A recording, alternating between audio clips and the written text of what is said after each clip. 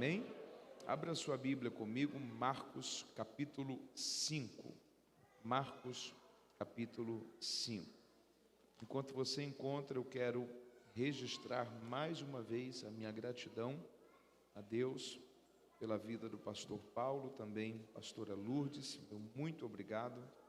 Que bom poder estar desfrutando da companhia de vocês mais uma vez, servindo a igreja aqui em Santa Bárbara do Oeste.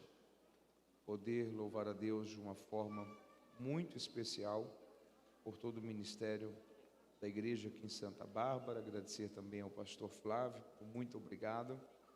Dizer sempre da alegria que é estar com vocês e poder servir a todos vocês uma porção da palavra do Senhor também nesta noite.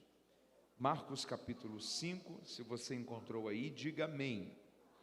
Eu gostaria de ler com você a partir do versículo 20, Marcos 5, a partir do versículo 20, que está escrito assim, na verdade versículo 21, Marcos 5, 21. Tendo Jesus passado no barco para o outro lado, ajuntou-se a ele uma grande multidão, enquanto ele estava junto ao mar. E então chegou um dos principais da sinagoga, por nome Jairo, o qual, vendo, prostrou-se aos seus pés e rogava-lhe muito, dizendo: minha filha está quase morta, rogo-te que venhas e lhe imponhas as mãos para que sare e viva. Pelo que Jesus foi com ele, e grande multidão o seguia, apertando-o, comprimindo-o.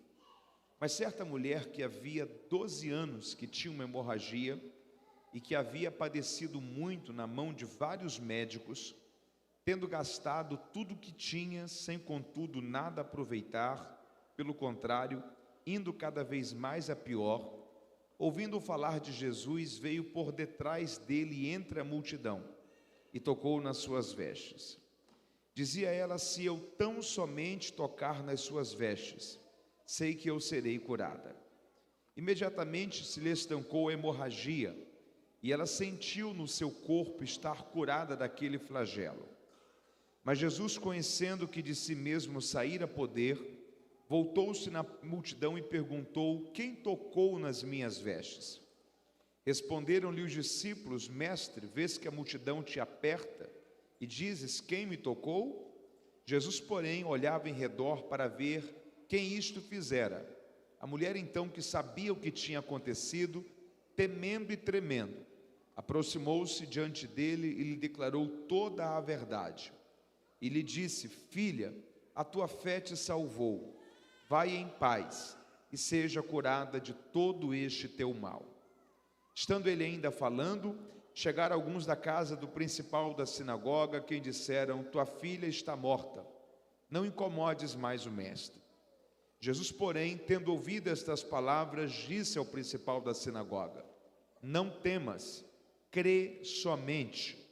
E não permitiu que ninguém o seguisse, a não ser Pedro, Tiago e João, irmão de Tiago.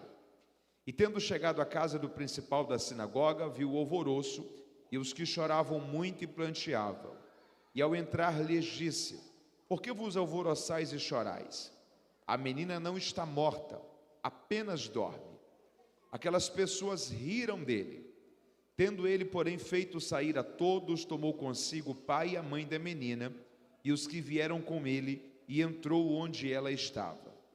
Tomando-a pela mão, disse: talita cumi, que quer dizer: menina, te ordeno, levanta-te. Imediatamente, a menina, que tinha 12 anos, levantou-se e começou a andar.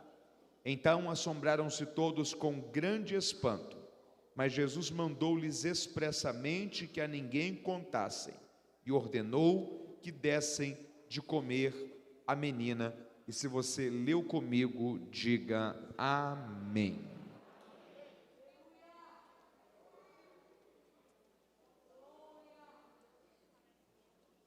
Quem está com a sua atenção voltada para a palavra de Deus, diga graças a Deus. Eu gostaria de dizer e deixar uma palavra de Deus a você esta noite, a partir desse texto bíblico que é tão conhecido por todos nós. Marcos capítulo 5, na verdade, vai nos registrar 3 grandes milagres que Jesus realizou. O primeiro deles nós o conhecemos como a libertação do endemoniado de Gadara. Quando você lê capítulo 4 de Marcos, Jesus estava na Galileia, e a Bíblia diz que de repente ele concluiu a sua mensagem, o culto terminou, e ele despediu a multidão para que cada um deles retornassem para as suas cidades e para as suas casas. A Bíblia diz que após concluir isso, ele fez um convite em particular aos discípulos, para que eles entrassem dentro de um barco, atravessassem o mar da Galileia e fossem em direção à cidade de Gadara. A Bíblia diz que Jesus havia ido até Gadara apenas para resolver a realidade, a opressão que aquele homem vivia. Nós não sabemos o seu nome, apenas a realidade que fazia parte da sua história. E a Bíblia diz que após fazê-lo com que ele retornasse a um estado de paz, após libertá-lo daquela força espiritual por parte dos demônios que oprimiam a sua vida e dominavam a sua vida, a Bíblia diz que o Senhor então chamou os seus discípulos e retornaram novamente para a Galileia. Quando eles estão chegando novamente na Galileia, algo que era muito comum vai acontecer. A Bíblia nos diz que uma multidão, você pode repetir comigo, diga uma multidão. Uma multidão havia se reunido para esperar Jesus chegar. Uma multidão aguardar Jesus, seguir Jesus, era algo muito comum naquele tempo.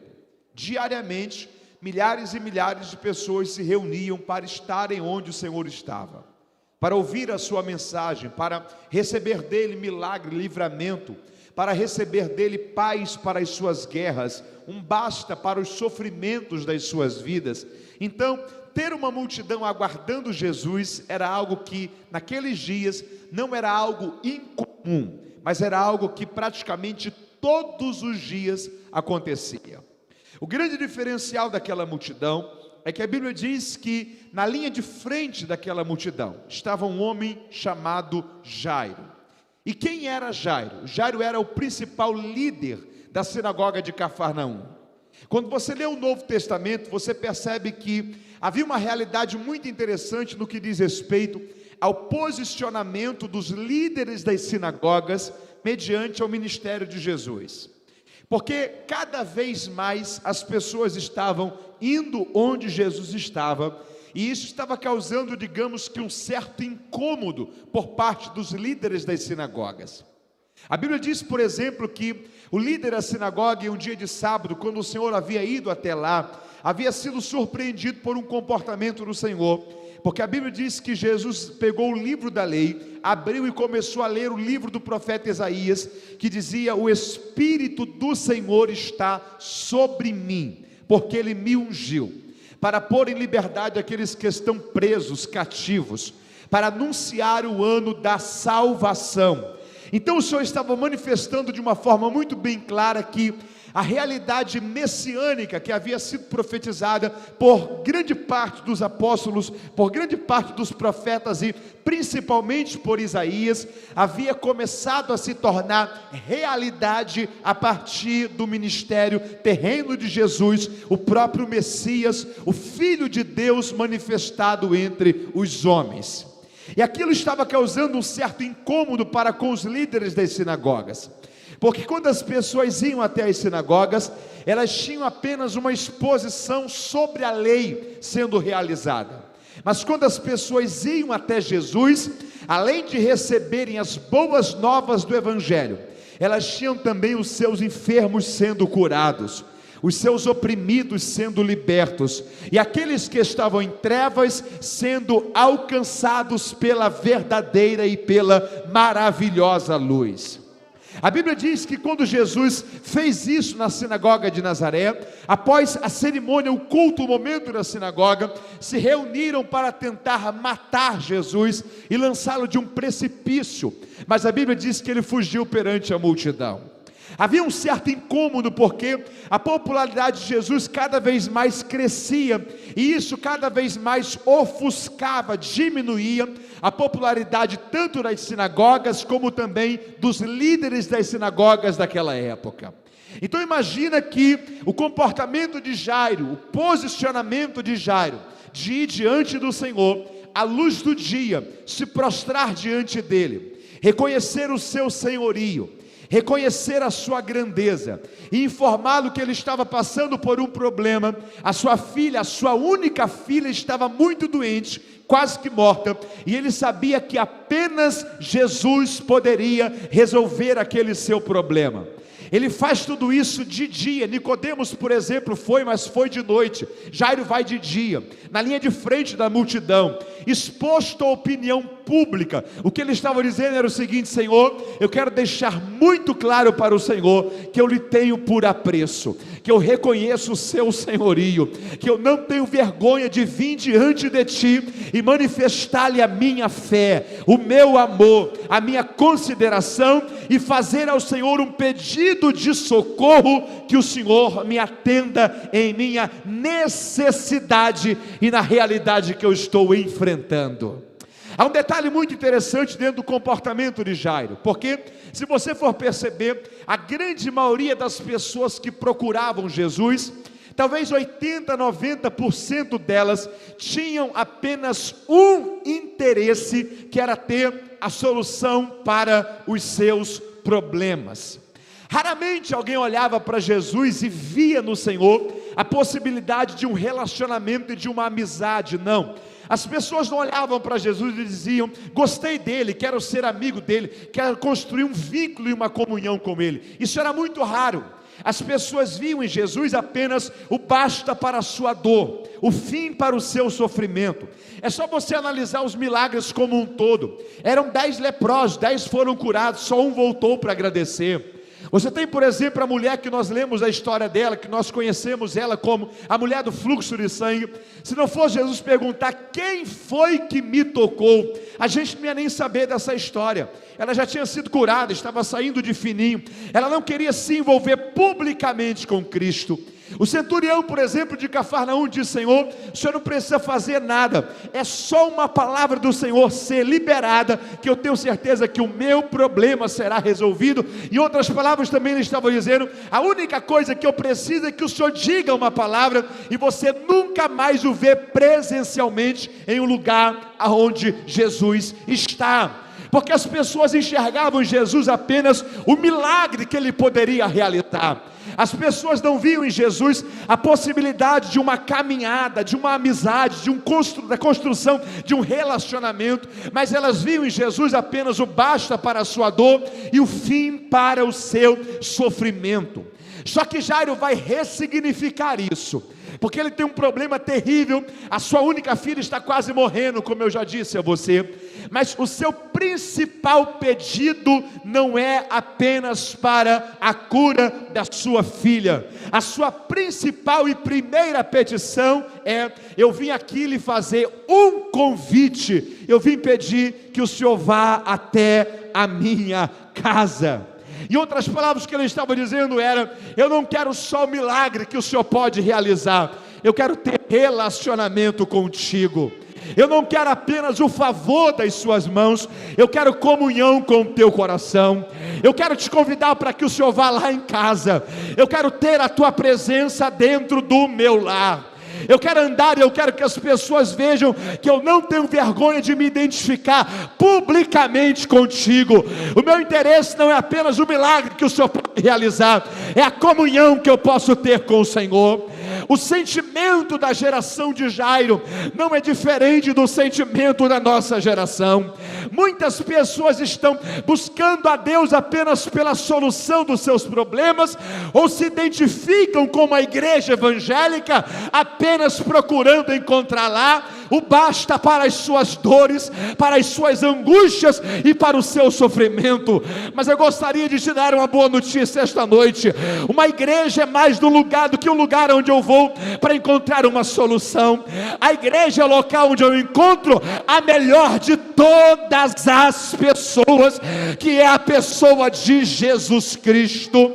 E se me faz bem vir aqui, ouvir uma palavra, ouvir uma canção, receber uma direção por uma palavra, melhor ainda será a minha vida, se eu entender de que mais do que o basta para a minha dor, nele eu posso ter um amigo, nele eu posso ter uma companhia, que Jesus é a melhor pessoa que eu posso conhecer, e eu não quero apenas o favor das suas mãos, eu quero comunhão com Ele, eu quero intimidade com Ele, eu quero andar e conviver com Ele. O nosso sentimento é de querer também ter relacionamento com o Senhor.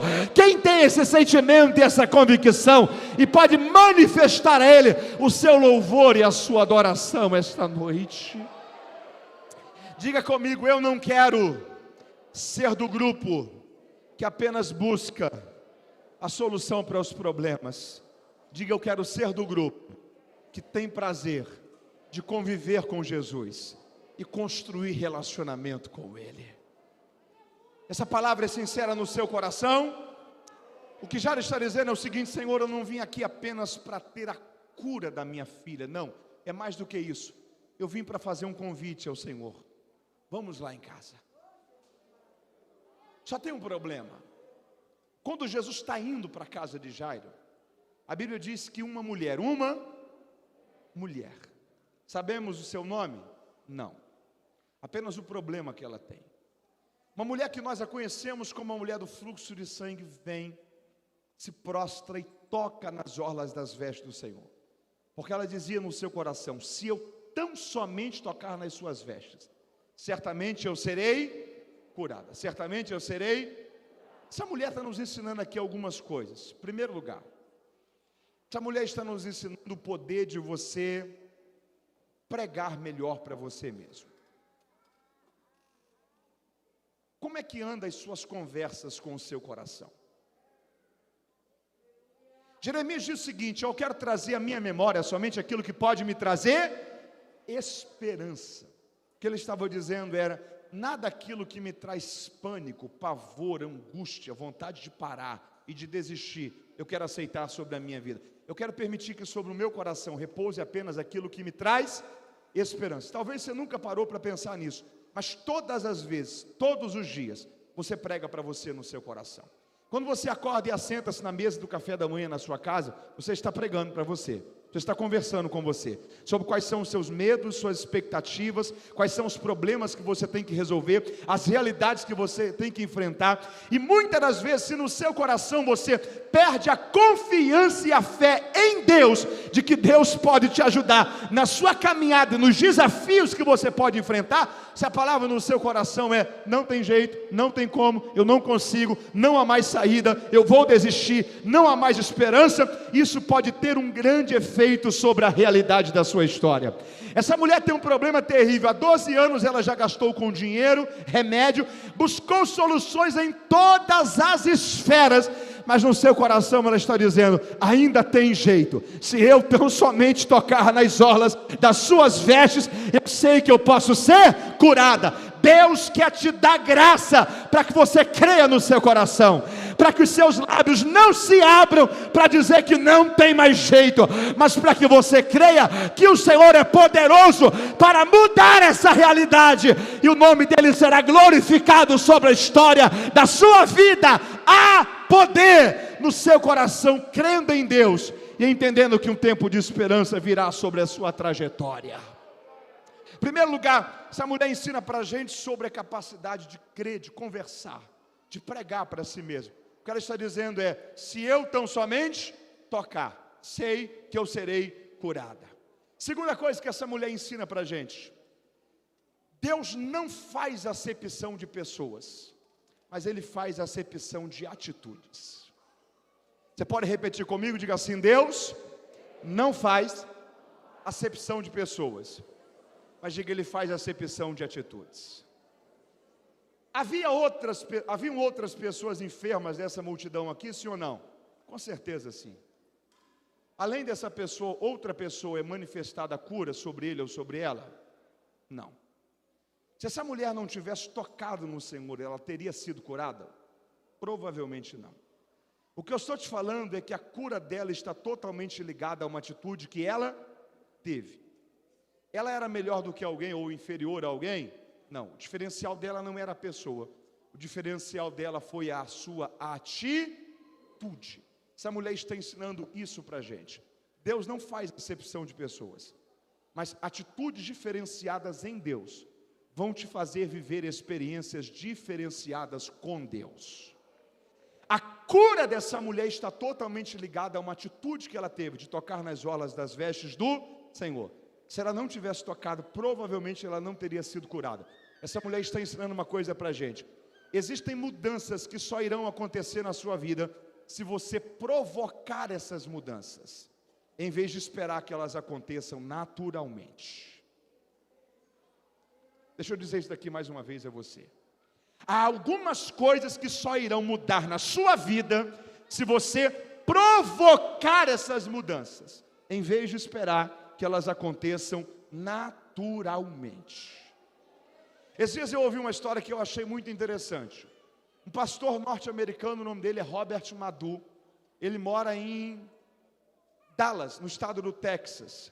E ele foi convidado para pregar na cidade de Atlanta, no estado da Geórgia. E quando ele chega no aeroporto, as portas do aeroporto fechadas.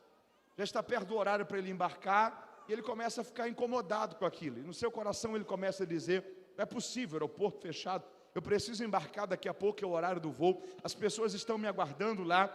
E ele se aproximou um pouco mais da porta do aeroporto, e de repente a porta do aeroporto abriu. Ele disse: ufa, eu vou conseguir embarcar a tempo.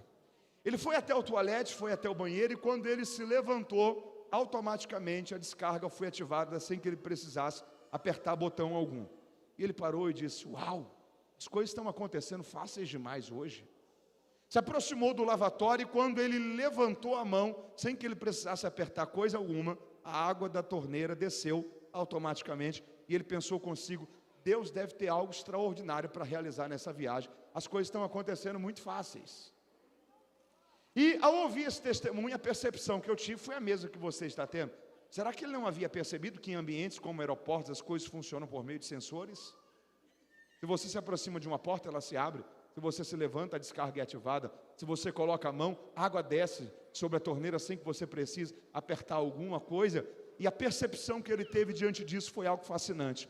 O que ele disse foi o seguinte: eu sei que há algumas coisas que eu preciso me aproximar. Se eu me aproximo da porta, ela se abre. Se eu me levanto, a descarga é ativada. Se eu coloco a mão, a água desce sobre a torneira. Mas o que eu precisava entender, o que você precisa entender, é que há algumas coisas, existem algumas coisas que elas já estão prontas, programadas, estabelecidas para acontecer na sua vida. Mas enquanto você não as provocar, enquanto você não se posicionar, enquanto você não se aproximar, enquanto você não tomar uma atitude, enquanto você não entender que há uma movimentação que você precisa fazer para que esse novo ciclo comece, para que coisas novas comecem a acontecer, para que novas estações comecem a acontecer sobre a sua vida, essas coisas podem já estar prontas, mas mesmo estando prontas, ainda não começarem a acontecer, porque tem mudanças que só acontecem se você provocá-las, em vez de esperar que elas aconteçam naturalmente.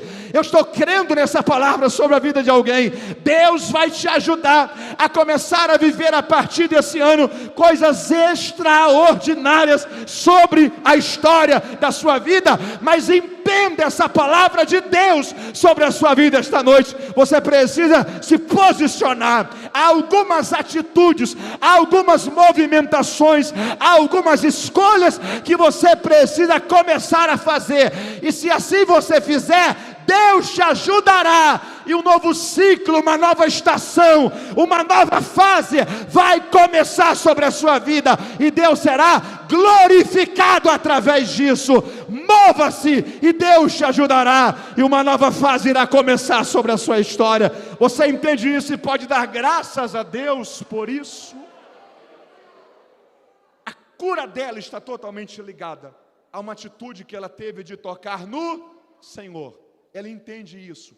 Há mudanças que só irão acontecer se você provocar essas mudanças, em vez de esperar que elas por si só aconteçam. Só tem um problema aqui. A gente conhece essa mulher como a mulher do fluxo de sangue, a mulher do fluxo de... Você sabe muito bem que o problema dela era um problema hormonal. ela tem um distúrbio menstrual, ela não tem uma época fixa no mês para o seu ciclo menstrual. Ela tem um distúrbio hormonal que faz com que o fluxo seja constante, o ciclo seja constante, quase que ininterrupto. Se essa mulher fosse brasileira, ok, o problema é que essa mulher é judia. E a lei dos judeus dizia que nesse período uma mulher ficava cerimonialmente impura. Então ela tinha que sair da cidade para um arraial do lado de fora, até que o ciclo mensal findasse. Quando findasse o ciclo, ela tinha que contar 7 dias. Quantos dias? 7. E a lei dizia que no pôr do sol do 7º dia, ela voltava, procurava o sacerdote, oferecia uma oferta de purificação. E então, cerimonialmente, ela era considerada pura de novo. E poderia então voltar para a cidade, para a sua casa, para o seu contexto social. Há quanto tempo talvez essa mulher não ia em casa? É um ciclo constante. Há quanto tempo cerimonialmente ela não era considerada pura de novo para retornar ao seu contexto social? A abraçar os seus pais, estar com a sua família, desfrutar do aconchego do seu lar. Você consegue ter uma noção da quantidade de perguntas sem respostas que essa mulher convivia silenciosamente todos os dias? Sou filha de Abraão. Por que Deus permitiu isso comigo? Por que essa angústia me assolou? Por que esse mal veio logo sobre a minha vida? O que eu estou te falando é que essa mulher era emocionalmente uma mulher ferida, amarga, angustiada, inquieta, aflita. Deixa eu lhe dar uma boa notícia esta noite. Jesus ainda restaura pessoas emocionalmente feridas. Não importa qual é a dor do seu coração, as feridas da sua alma, Cristo tem cura para as suas emoções. Cristo ainda restaura pessoas emocionalmente feridas. Essa mulher está convivendo com todos esses dilemas. E ela se aproxima do Senhor, ela crê no seu coração: se eu tão somente tocar, serei curada. E a Bíblia diz que ela vem por detrás das orlas das vestes do Senhor. E ela toca nas orlas das vestes do Senhor. A lei também dizia que alguém cerimonialmente impuro, quando tocava em outra pessoa, essa pessoa também ficava cerimonialmente impura. Ela está num período impuro.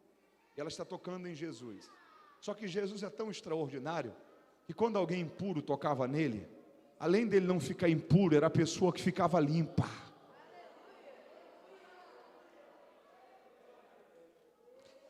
Quando ela toca nas orlas das vestes do Senhor, no mesmo instante, ela sente ser limpa, curada de todo aquele mal. O Senhor para e o Senhor faz uma pergunta: quem foi que me tocou? Quem foi que me? Os evangelhos dizem, um outro relato sem ser o de Marcos, que Pedro fala assim: Senhor, a multidão te oprime, te aperta. Onde o Senhor está, o ambiente é sempre muito apertado. E o Senhor pergunta: quem foi que te tocou? Eu tenho a impressão que Jesus diz: Pedro, a questão não é o que bateu em mim, a questão é o que saiu de mim, porque de mim saiu virtude, e o milagre acabou de alcançar a vida de alguém.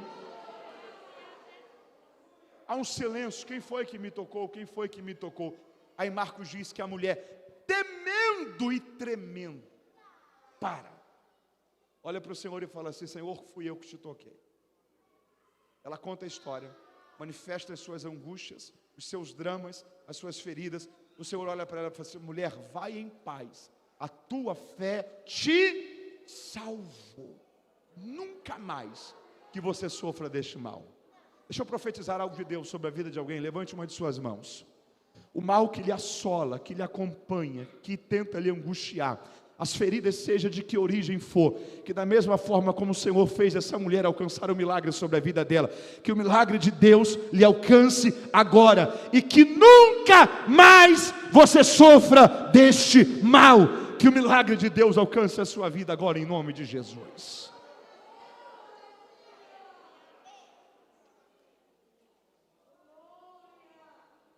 A mulher alcança o milagre, é curada. Só tem um problema. Quem é que está em pé do lado ouvindo tudo? Quem? Jairo.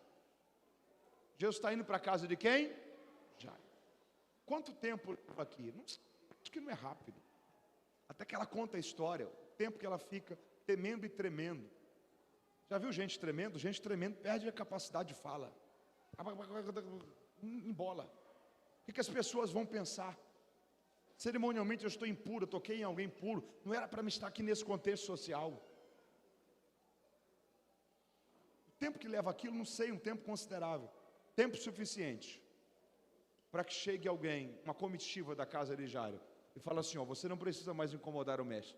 Sua filha acabou de morrer. Quando falam isso para Jairo, o Senhor no mesmo instante libera sobre Jairo uma palavra que Ele está liberando sobre nós esta noite. O Senhor olhou para Jairo e disse o seguinte, ó, não temas, crê somente. Você entende essa palavra de Deus sobre a realidade que você está enfrentando? Não temas, crê somente. O que Jesus está dizendo é o seguinte, sempre dois sentimentos vão tentar dominar o seu coração. Quantos? Dois. Primeiro, medo. Segundo, fé. Quando ele diz não temas, o que ele está dizendo é não tenha medo. Quando ele diz crê somente, o sentimento que ele está dizendo é você precisa ter fé. Tudo na sua vida, medo e fé, sempre vai tentar rondar o seu coração. O medo sempre vai tentar fazer você pensar que não tem jeito, que não tem como, que não há mais solução, que é caso perdido. A fé sempre vai te dizer, levante a cabeça, uma palavra dele muda tudo. Ele pode transformar a realidade, a solução para o que você está enfrentando. Independente das circunstâncias, eu preciso que você entenda Jesus falar com você esta noite. Não temas, crê somente. Não temas, crê somente. Não temas, crê somente. Não deixe o medo lhe dominar. Seja fortalecido em fé. Há uma esperança de Deus para a sua vida. Pedro, quando escreve sua primeira carta, ele tem uma expressão muito interessante. Ele diz o seguinte, ó, cuidado. O diabo, o nosso adversário, vem contra nós, rugindo como leão, buscando a quem possa tragar. O diabo, nosso adversário, vem contra nós, rugindo como leão, buscando a quem possa tragar. Ele está falando sobre uma iniciativa de ataque. Quando você estuda a vida do leão, você vê que o leão ele só utiliza o rugido para ataque em uma fase da sua vida, na sua velhice. Quando ele é novo, ele tem aquilo que é chamado da explosão do arranque. Ele escolhe a vítima e corre sobre ela, a captura, ganha na velocidade que for de qualquer presa. Mas ao ponto que ele vai envelhecendo, sua velocidade não é mais a mesma, seu poder de arranque não é mais o mesmo, sua visibilidade não é mais a mesma. Só que ele precisa então se reinventar para continuar sendo eficiente naquilo que ele faz. Uma das coisas que ele reinventa na velhice é a capacidade de utilizar o rugido como instrumento de ataque.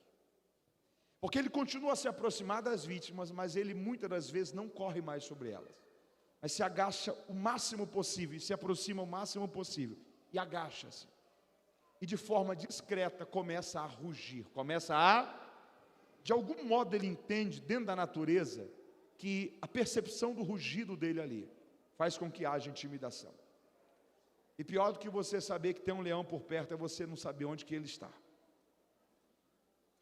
Quase sempre as manadas dispersam, espalham, fogem uma para cada lado. E algumas quase sempre vão em direção aonde está o leão. E isso facilita com que elas sejam capturadas.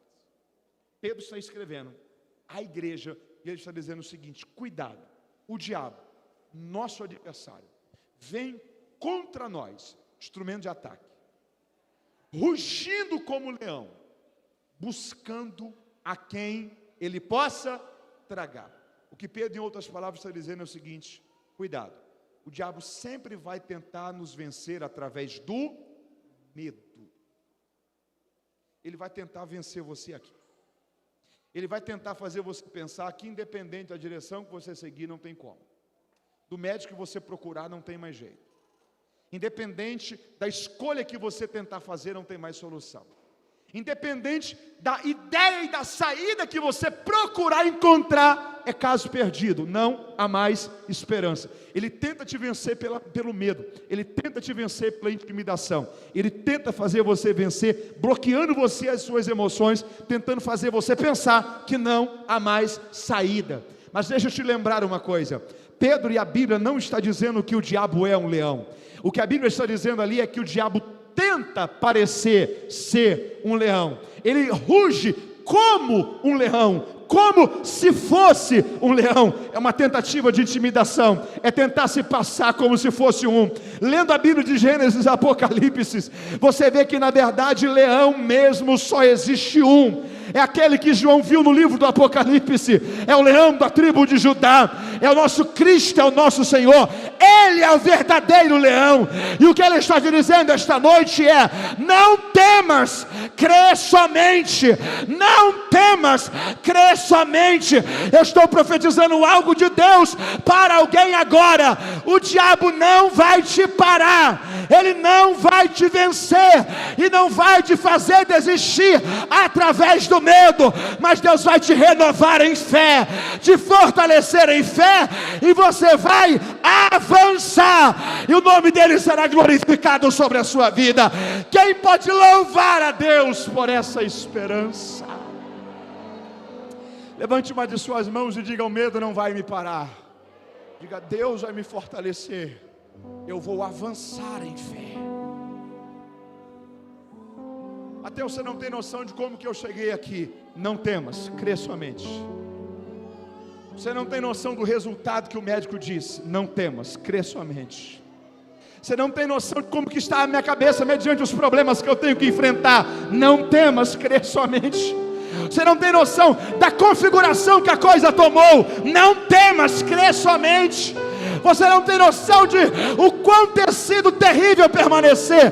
A palavra dele é: não temas, crê somente. Não temas, crê somente. Não temas, crê somente. O medo não vai te parar. Deus vai te fortalecer em fé. Essa palavra vai te habilitar a você levantar a cabeça, enfrentar a realidade. Livramento de Deus virá. Livramento de Deus virá. Livramento de Deus virá. Não temas, crê somente. Você pode louvar a Ele por isso. Não temas, crê somente. Já é fortalecido. O Senhor o toma pela mão. E a Bíblia diz que Jesus, quando chega na casa de Jairo, o Senhor entra dizendo uma palavra.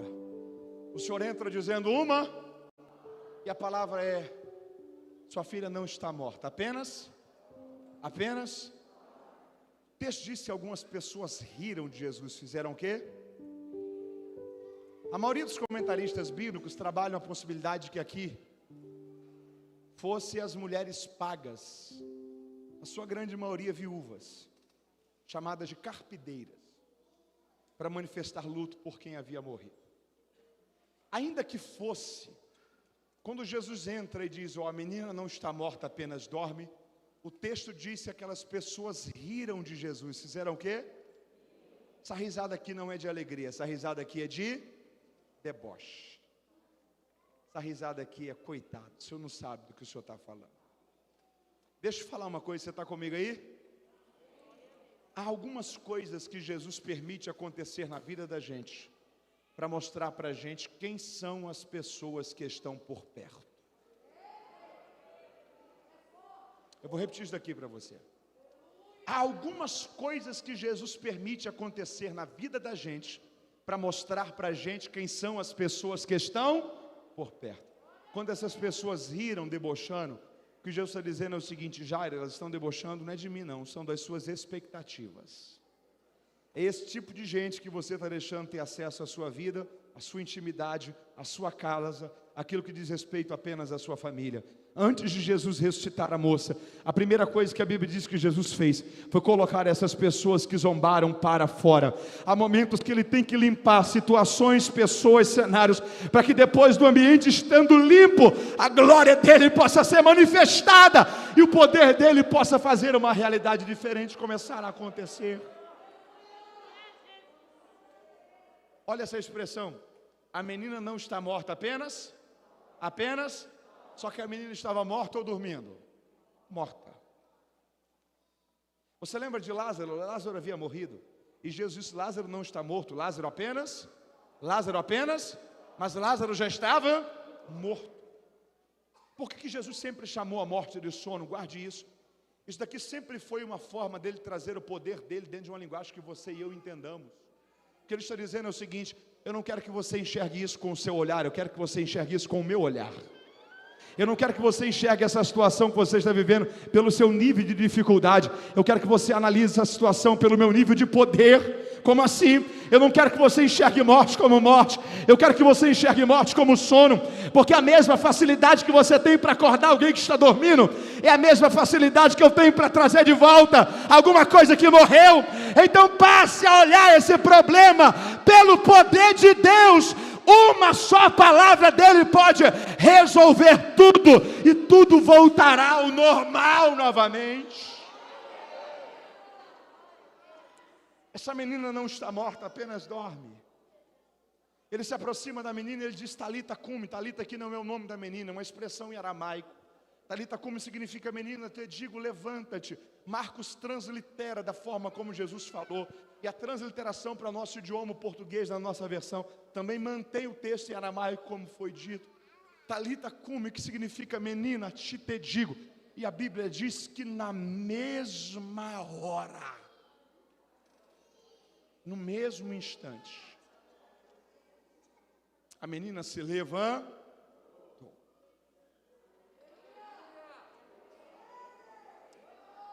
Se o milagre tivesse terminado aqui, já estava de bom tamanho. Mas a Bíblia deixa claro que quando Jesus acaba de ressuscitar a menina, ele pega a menina e ele devolve ela aos pais. Devolve ela aos... Tem uma coisa interessante aqui. Jesus ressuscitou 3 pessoas em seu ministério: a filha de Jairo, o filho da viúva de Naim e Lázaro. Todas as pessoas que Jesus ressuscitou, ele devolveu essas pessoas a um ambiente de cuidado. A palavra acerca da moça é: agora dê de comer a menina.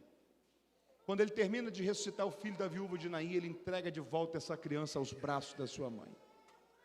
E quando ele ressuscita Lázaro, a primeira palavra é: desatai-o, tirai as atas, as faixas, repossibilite-o, para que ele retorne novamente a uma vida normal. Cuide dele, para que ele seja reintegrado de novo à normalidade da vida. Todas as pessoas que Jesus ressuscitou, Jesus devolveu essas pessoas a um ambiente de cuidado. Era como se ele estivesse falando: essa é a obra do Evangelho. É pegar aqueles que estão mortos em seus pecados e iniquidades e devolvê-los a um ambiente de cuidado, a igreja, onde aqui são cuidados, limpos e tratados, para que a vida continue dentro de uma perspectiva de Deus para a sua existência. A palavra do Senhor é: agora dê de comer a menina. Eu estou fechando aqui. Agora dê de comer a... Quem está comigo aí, diga amém. Me responda uma pergunta aqui: o que é mais fácil? Ressuscitar alguém que está morto ou dar de comer alguém que está com fome? O que é mais fácil? Jesus acabou de realizar um dos maiores milagres da Bíblia. E diante de algo tão indescritível, talvez essa seja a melhor palavra, ele pede algo tão básico: dê um pouco de comida para essa menina. Mateus, o que é que Jesus está ensinando a gente aqui? Eu estou fechando aqui. O que ele está dizendo para os pais dessa menina é o seguinte: se você não alimentá-la, ela pode morrer de novo. E se ela morrer de novo, não foi porque não fui eu que a fiz viver, mas foi falta de cuidado de quem a recebeu para zelar. Eu estou encerrando essa palavra, mas eu preciso que você entenda uma coisa: você precisa alimentar aquilo que Deus está fazendo viver em você. Eu vou repetir isso daqui mais uma vez. Você precisa alimentar aquilo que Deus está fazendo viver em você. Quanta gente que Deus restaurou família, casamento, ministério, chamado, saúde, e a pessoa foi negligente, não cuidou, não zelou, não teve cuidado, não alimentou, morreu de novo, Morreu por quê? Porque não foi Deus que fez viver? Não. Morreu porque não entendeu que Deus nos dá a oportunidade de manter vivo aquilo que Ele está fazendo viver, de alimentar aquilo que Ele está fazendo viver, de cuidar com atenção e com zelo daquilo que Ele está trazendo à vida. Você precisa assumir um compromisso. Eu tenho certeza que Deus está fazendo viver muitas coisas dentro do seu coração nesses dias. Talvez sonhos, projetos, talvez coisas que passou todo 2020 e 2021 e ficou parado, inerte. E esse ano começou e Deus está recarregando de novo em você as esperanças, as expectativas, um olhar diferente, ânimo para enfrentar e para vencer. E já passou 1, 2, 3, 4, 5, 6, 7, 8.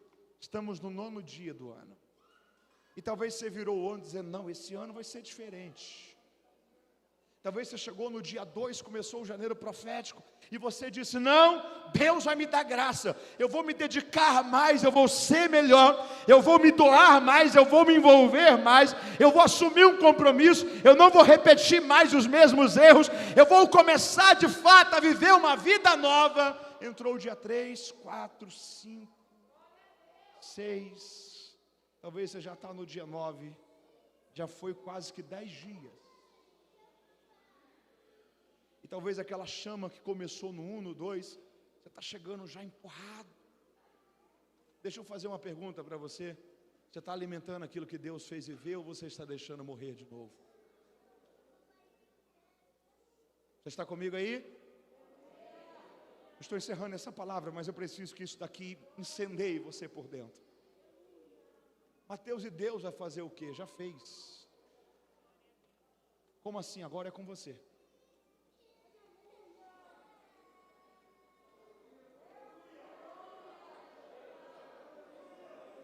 Mas não vai fazer mais nada, não, já fez, já entregou. E já disse, alimente, cuide, zele, se dedique, para que não morra. Se morrer, não foi porque não era um projeto de Deus. Se morrer, foi porque eu não assumi a responsabilidade de alimentar, de cuidar, de deixar vivo aquilo que Deus fez viver. O que Jesus está dizendo é o seguinte: alimente essa moça. Por quê? Porque eu estou te confiando a responsabilidade de alimentar e de manter vivo aquilo que eu estou fazendo viver em você. Alguém que está entendendo isso? Fica em pé comigo se você pode. Eu gostaria de encerrar essa palavra provocando essa responsabilidade em você. Se você pode, cutucar o seu irmão aí e fala para ele assim: acorda. Diga, Deus já fez a parte dele.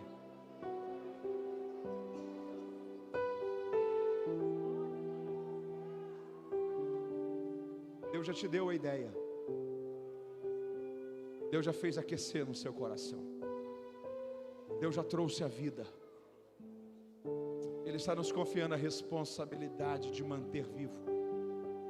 Eu estou encerrando essa palavra, mas estou dizendo a você: Deus vai te ajudar. Você não vai se distrair. Você vai alimentar na sua vida aquilo que Deus quer que viva. Não deixe morrer aquilo que Deus quer que viva. Não deixe morrer aquilo que Deus quer que viva.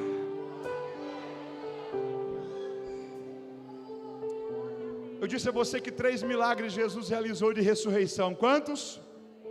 O primeiro milagre que ele ressuscitou, a primeira pessoa que ele ressuscitou foi essa moça, filha da viúva, filha de Jairo. Essa moça tinha acabado de morrer, talvez 1 hora, minutos morta. A segunda pessoa que ele realizou foi o filho da viúva de Naim. Filho da viúva de Naim estava 1 dia morto. A terceira pessoa que ele ressuscitou foi Lázaro. Lázaro estava 4 dias sepultado. Alguém entendeu isso? Primeiro ele ressuscitou alguém que acabou de morrer. Depois ele ressuscitou alguém que está 1 dia morto. Depois ele ressuscitou alguém que foi sepultado há 4 dias. Eu vou dizer de novo. Ele ressuscitou primeiro alguém que acabou de morrer. Depois Ele ressuscitou alguém que está um dia morto. Depois Ele ressuscitou alguém que está há 4 dias sepultados. Deus não é Deus de medidas menores, Deus é Deus de medidas cada vez maiores. Deus é Deus de medidas crescentes. Deus é Deus de milagres cada vez mais surpreendentes. Eu estou liberando uma palavra de Deus sobre a sua vida. As maiores experiências suas com Deus ainda estão para chegar.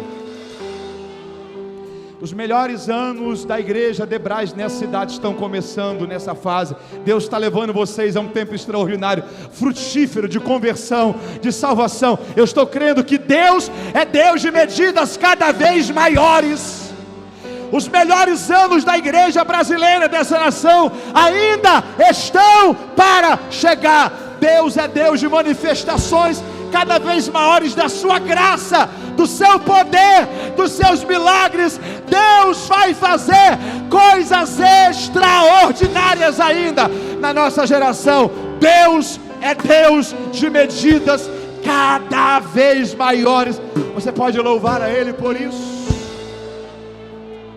Feche seus olhos.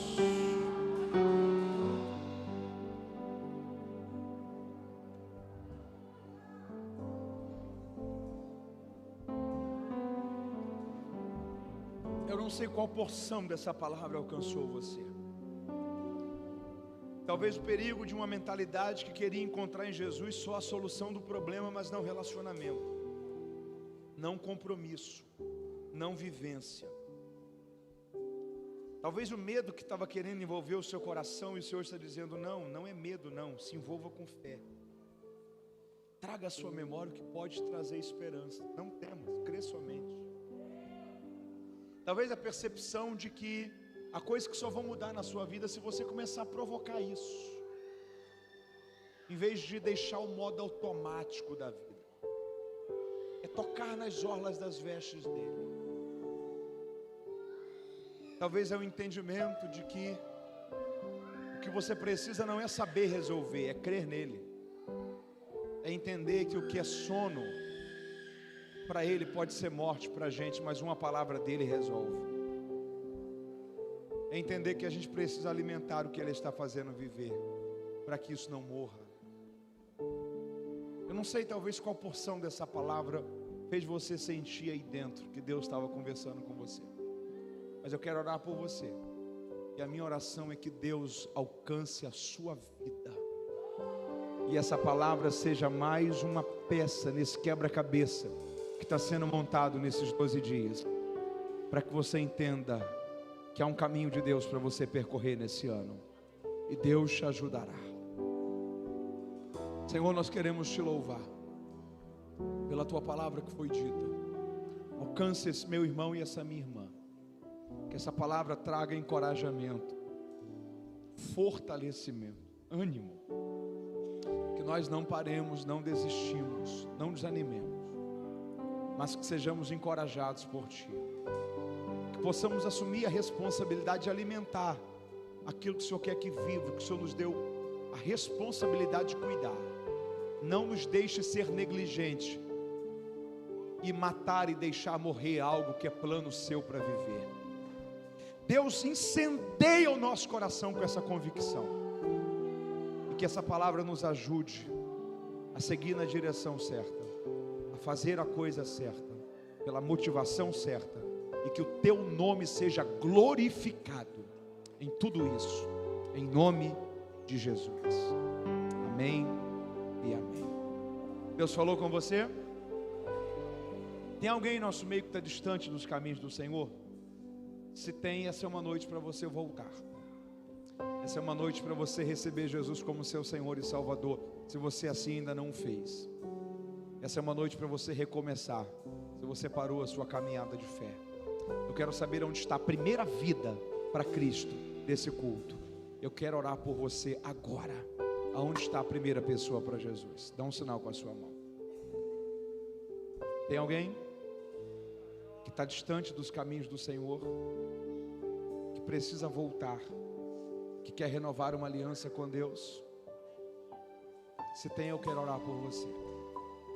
Há uma vida esta noite? Há alguém? iniciar esse momento é seu.